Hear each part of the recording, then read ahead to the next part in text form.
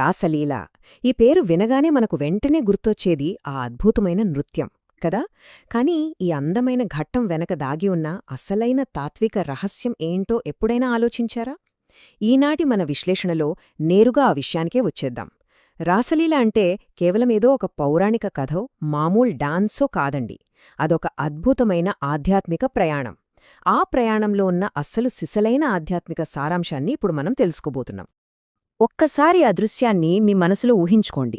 శరదృతువు, ఒక అందమైన పౌర్ణమి రాత్రి. బృందావనం మొత్తం ఆ చల్లని వెన్నెల్లో వెండిలా మెరిసిపోతోంది. సరిగ్గా ఆ ప్రశాంతమైన వాతావరణంలో సడన్గా మన చిన్ని కృష్ణుడు తన వేణువును వాయించడం మొదలుపెట్టాడు. ఆ పవిత్రమైన వాతావరణం, ఆ వెన్నెల, ఆ ఫ్లూట్ మ్యూజిక్, అబ్బా, ఇవన్నీ కలిసి ఒక సరికొత్త ఆధ్యాత్మిక లోకానికి డోర్స్ ఓపెన్ చేశాయి. ఇక ఆ వేణునాదం గురించి సామాన్యులకు అర్థమయ్యేలా చెప్పుకోవాలంటే అది కేవలం మన చెవులకు వినసొంపుగా ఉండే ఒక మామూలు మ్యూజిక్ మాత్రమే కాదు. మనందరిలో నిద్రపోతున్న ఆధ్యాత్మికతను తట్టిలేపే ఒక అంతర్గత ఆధ్యాత్మిక అలారం క్లాక్ లాంటిదన్నమాట. ఆ మధురమైన సౌండ్ వినగానే ఏం జరిగిందో తెలుసా? ముందుగా చెట్లు, తర్వాత ఆవులు, పక్షులు, ఆపై గోపికలు, ఇలా ప్రకృతి మొత్తం ఆ మ్యూజిక్కి హిప్నటైజ్ అయిపోయింది. సృష్టి మొత్తం ఆ పరమాత్మ పిలుపుకు ఎలా రియాక్ట్ అవుతుందో చూడండి. మరి ఆ వేణునాదం విన్న వెంటనే గోపికలేం చేశారు? చేతిలో ఉన్న పనులన్నీ అక్కడికక్కడే వదిలేశారు. అసలు ప్రాపంచిక బాధ్యతలు, ఇంటి పనులు అన్నీ పక్కన పెట్టేసి ఒక్కసారిగా కృష్ణుడి దగ్గరకు పరుగెత్తారు. చూశారా? భక్తి మార్గంలో ఇదే అసలైన సంపూర్ణ శరణాగతి. లోక సంబంధమైన విషయాల మీదున్న మోహాన్ని వదిలేసి పూర్తిగా భగవంతుని వైపు మాత్రమే మనసును మళ్లించడం. అదనమాట ఇక్కడ పాయింట్. గోపికలు చేసింది ఎగ్జాక్ట్గా ఇదే. వాళ్ల భక్తి ఏ రేంజ్లో ఉందంటే, కృష్ణా, నువ్వే మా ప్రాణం, నువ్వే మా జీవితం అనే స్థాయికి వెళ్ళిపోయింది. ఇది జస్ట్ ఒక డైలాగ్ కాదండి, భక్తి భావానికి పీక్ స్టేజ్.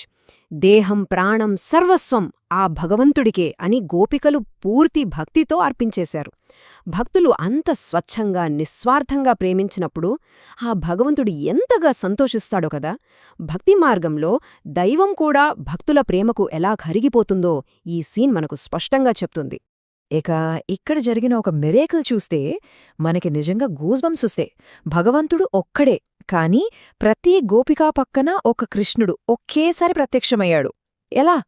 ఇది వినడానికి ఏదో మ్యాజిక్లా అనిపించినా దీని వెనకున్న అసలు ఫిలాసఫీ ఏంటంటే, భగవంతుణ్ణి నిజమైన భక్తితో ఎవరైతే ఆరాధిస్తారో వాళ్ళందరికీ ఆయన ఎప్పుడూ అట్ ద సేమ్ టైం అవైలబుల్గానే ఉంటాడు.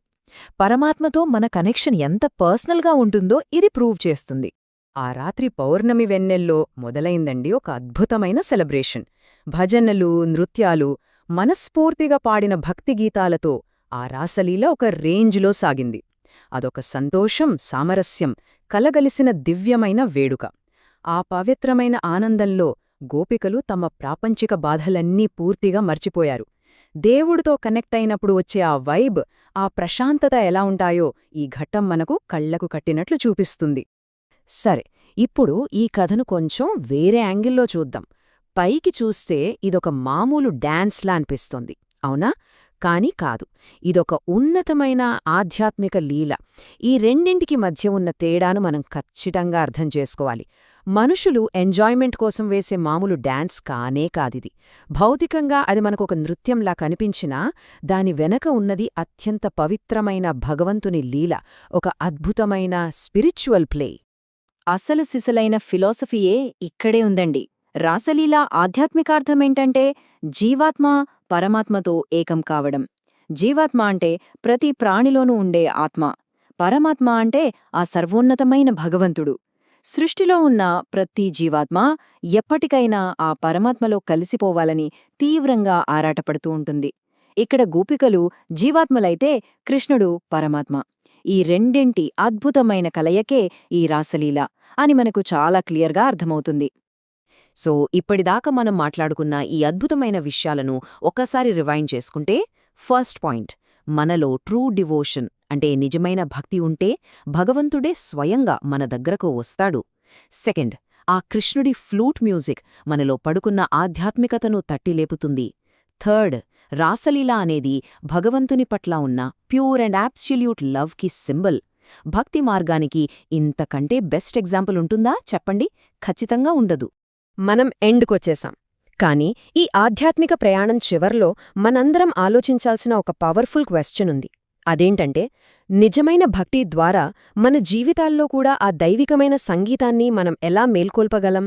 ఇది జస్ట్ వినడానికి ఒక స్టోరీ కాదండి, మన లైఫ్లో మనం అప్లై చేసుకోవాల్సిన ఒక గొప్ప లెసన్.